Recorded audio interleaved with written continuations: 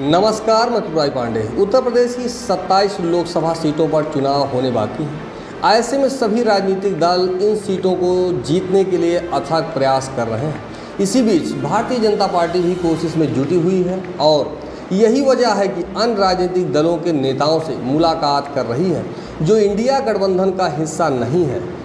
इसमें बीजेपी जहां कुंडा के विधायक और जनसत्ता दल लोकतांत्रिक के प्रमुख राजा भैया को साधने में जुटी हुई है, वहीं बीजेपी सरकार में मंत्री अनुप्रिया पटेल और रामदास अठावले के बयान पार्टी के लिए मुश्किल खड़ी कर सकते हैं। दरअसल जिन 27 सीटों पर चुनाव होने हैं उनमें क्षत्रिय मतदाताओं की भूमिका अहम है।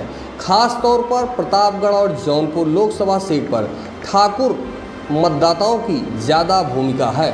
बता दें कि हाल ही में राजा भैया से गृह मंत्री अमित शाह की मुलाकात हुई थी, जिसको लेकर कहा जा रहा है कि राजा भैया को बीजेपी का समर्थन करने को लेकर बातचीत हुई है। अनुप्रिया पटेल ने राजा भैया पर साधा था निशाना।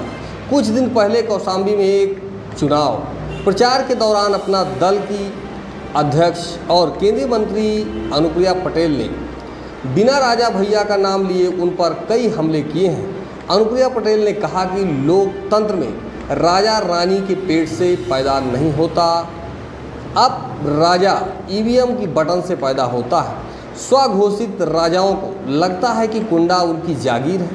उनके भ्रम को तोड़ने का अब आपके पास बहुत बड़ा और सुनहरा अवसर है।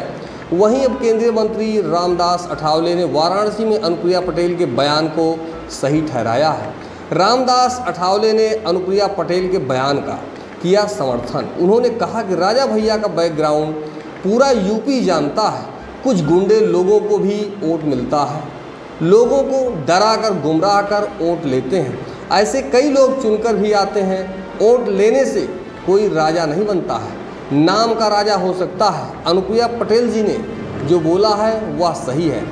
राजा भैया ने किया था इन्होंने कहा था, उस प्रश्न का उन्होंने जवाब क्या दिया है। राजा भैया ने पलटवार करते हुए कहा था कि अब राजा या रानी पैदा होना बंद हो गए हैं।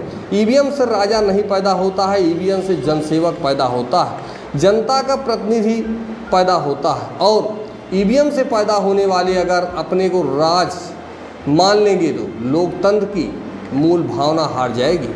जनता जनार्दन ईवीएम का बटन दबाकर आपको ये मौका देती है कि आप मेरी सेवा, क्षेत्र की सेवा, राजतंत्र तो कब का खत्म हो गया है। कुछ कुंठित लोग हैं जो इस बात को किया करते हैं। देखें रिपोर्ट।